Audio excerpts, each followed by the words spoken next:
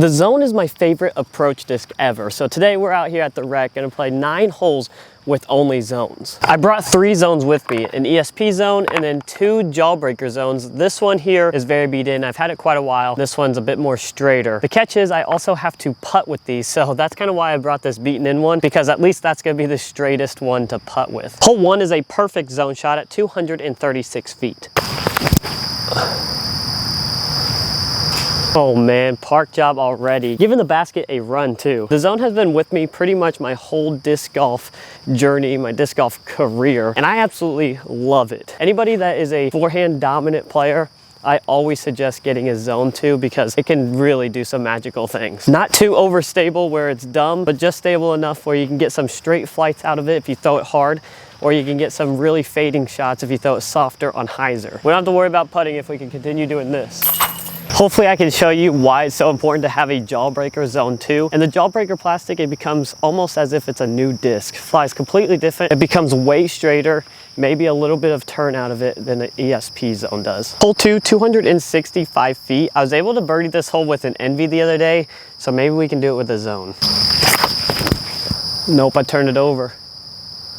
And that Jawbreaker plastic is not gonna have any get back to it. The reason I went with Jawbreaker there is just because I tend to be able to throw it a little bit further, but if you turn it over a little bit, it's definitely not gonna come back, especially if you throw them hard. Well, Annie shot throwing with the most understable one.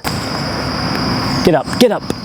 Honestly, not horrible, but now we have a friggin' 30-foot putt probably. If you do get a Jawbreaker Zone, you're gonna find that they warp like crazy. I guess that's probably any mold in Jawbreaker plastic. The Jawbreaker plastic doesn't hold up very well, but sometimes that's when the disc is at its best, is when it is a bit warped. Ooh, doesn't matter. All right, new putters, Jawbreaker Zone, never know. My toxic trait is thinking zones are so good that when somebody doesn't like them, I just get absolutely confused and angry. It's like, how do you not like this disc? It is literally the best approach disc on the market. Hole 3, 250 feet, little tunnel shot. We're gonna take this more understable one. When I say understable, it's still a zone, so it has some stability in it, but out of the 3 I have, it's the understable one. That didn't work out very well. Let's try the white one here. A little bit too much hyzer than that one. Yes, of course, we'll be taking our first one, but I wanted to see something fly down the tunnel. Oh, get some legs and go, baby. This putt's actually kind of concerning because we have this little bush here, which means I have to straddle, and I suck at straddling here. Go. Shoo. These discs can literally do it all. If you need an approach shot, it's gotcha. If you need a putt, it's gotcha. If you need a backhand, it's gotcha. This hole is 262 feet. I like to take my more stable zone on the left side and just let it crash in toward the basket. Oh, a little too high though. If that gets through, it's extremely, yeah, it didn't. Let's try to throw the Jawbreaker straight down the middle. Oh yeah. That's absolutely parked. I'm always in between about going hyzer around everything or just going dead straight down the middle. But the right side of the fairway is a little bit grown in, so the middle shot kind of scares me, because if you clip those, then you're way back there. Oh man, so close. Here's our actual shot here for par. 240 feet, dead straight. Hopefully I can show you how magical this Jawbreaker Zone is. Oh yeah. See how straight that is? And you still get a tiny bit of fade out of it. Like, it doesn't get more perfect than that. I'm gonna try to duplicate the shot with my ESP Zone.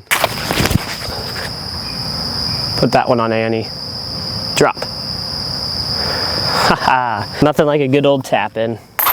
I honestly might have to do that every time on this hole now. Usually I just throw a backhand like a buzz or something, but why do that when I can easily throw a forehand zone? On to hole 6, 300 feet. Gonna get the good old putting zone out here. If we could just throw it dead straight down this tunnel, get our par, I will be a-okay with that. Yes, perfect. A little shorter than I threw my Envy the other day, but we can get up and down, get par. If you guys are enjoying the content, make sure you hit that like and subscribe button. If you have future video ideas, make sure you let me know in the comments. Thank you guys. Stay up. Oh, that's another thing that I feel like I've become really good at with the zone. Even the touchy shots that could be jump putts, I'm able to throw with the zones. And I think that's sometimes harder for people to throw touchy shots with something kind of more stable, but I personally love them for that. Hole 7, 320 feet. That mower sounds like it's getting closer and closer. Chill out, buddy. Turn a little for me.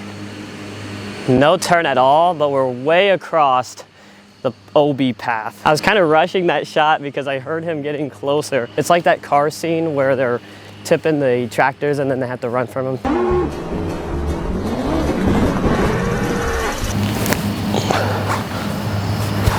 What are your guys' go-to approach discs? Let me know down in the comments and tell me why it's not the zone. Hole 8, 305 feet. Yeah, we're not gonna reach it, but we are gonna throw the most understable one here and get as far as we can. By understable, I mean it's still somewhat stable, obviously. Nope. Oh, our first bogey of the day because I decided that birdie was more important. Imagine I 3-putt this. To be honest, I have no idea what my score is. Maybe 1 or 2 under, maybe just 1 under. At this point, I don't really know. I don't really care though. Just out here showing you the good old zone. Last hole of the video, par 4 at 336 feet. Maybe the softest par 4 you've ever seen, probably, but we enjoy it for some of these slow discs. Love it. See how that really has no get back though? Kind of just stays on Annie and dies on Annie. Would have been smarter of me to go maybe a little bit of hyzer and let it flip up and then turn, because then it probably would have had enough stability to actually get back. But regardless, it's up there quite a ways. It doesn't really matter because we're not gonna get to the basket. Get over there, come on. Once again, my favorite approach disc in the game, and I don't think they'll ever leave the bag. If you get a more stable zone, back it up with a Jawbreaker zone. I'm telling you, you will not be disappointed. This might be one of my favorite zones ever, the Jawbreaker zones. Regardless, any zone will do. Hope you enjoyed the video. Make sure you hit that like and subscribe button, and we will see you on the next one.